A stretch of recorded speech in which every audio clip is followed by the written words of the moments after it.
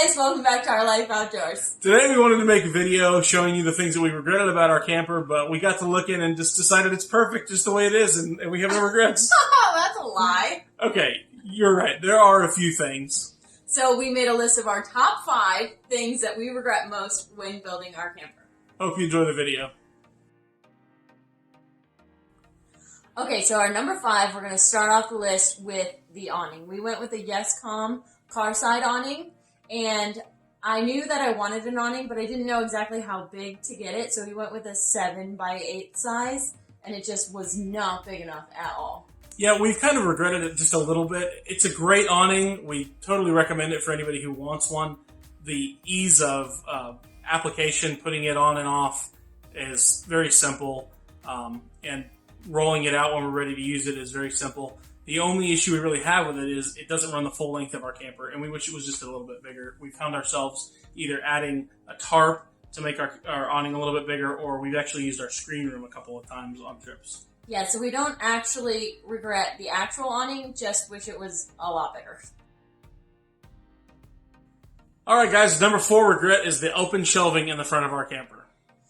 We went with open shelving because we thought that it would be a lot easier to be able to see things, to get things, to see where everything was, but in reality it looks really junky and like cluttered and kind of a mess. Yeah, the issue that we have on the top shelves is actually that we don't have a lip. So we tried using elastic on there, and it works okay when we're not moving, but when you're going down the road, things start falling. It doesn't work well, so we have to pack everything into either bags or totes that we have to keep it from falling while we're going down the road. And then, like she said, the bottom shelving, it just kind of looks junky. So what we're going to do is put some curtains on the front so we don't see that anymore. Yeah, and we'll probably end up putting a lip or something on the top shelf so that we can leave our food items up there. All right, on to number 3. All right, guys, next up is our flooring and our backsplash. We love our flooring and backsplash, the choices that we made for those, but our installation was not right. Yeah, we failed tremendously on this. Lack of experience, and we're just learning along the way.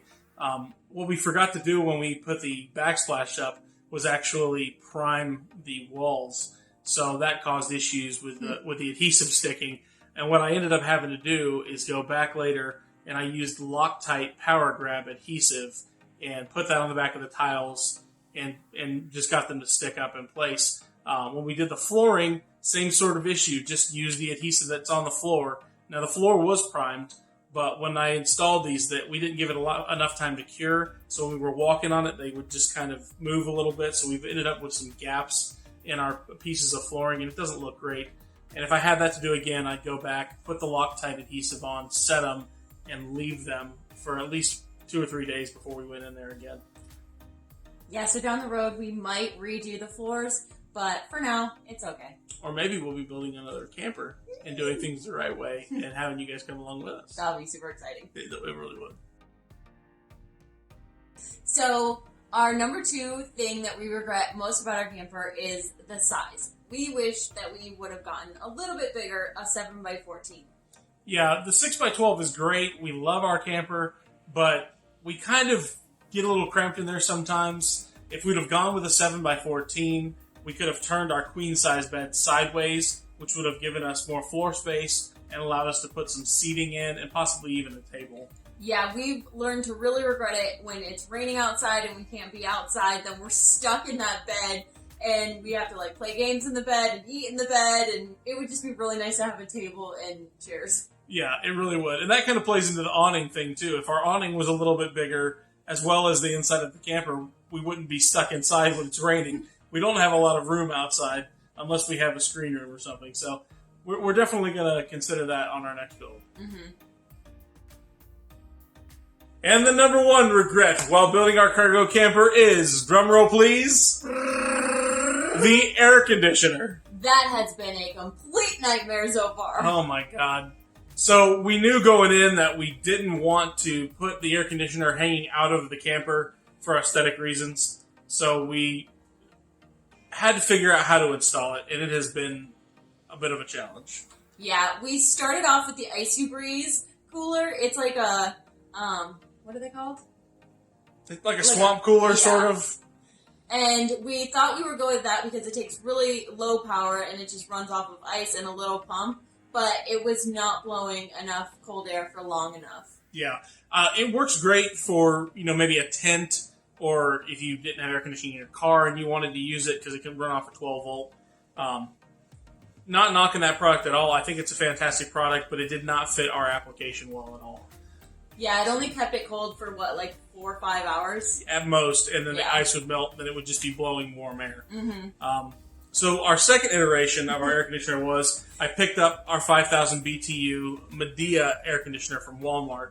$134 I think is what I paid for that. And the generator, which works, and the air conditioner works wonderfully. The issue that we had with that was how we installed it under the bed, and there was an issue with the exhaust air heating the air that was coming out of the duct, and it was warm by the time it got into the cab. So we've got possibly 2 solutions to fix this problem. Number 1 would be to build a small box around the air conditioner that we already have and have it vent directly outside. The other option is to get one of those freestanding units that can just sit inside the camper and vent directly out of a window. Yeah, but we could really use your input, so let us know down below if you guys have come up with any solutions that work great. We would love to know. Yeah, and what you would do different, and what you think about our camper build, you can watch some of our other videos. We really appreciate any advice we can receive, and we just really hope you guys have enjoyed this video. Please don't forget to enjoy your life outdoors. Bye. Bye.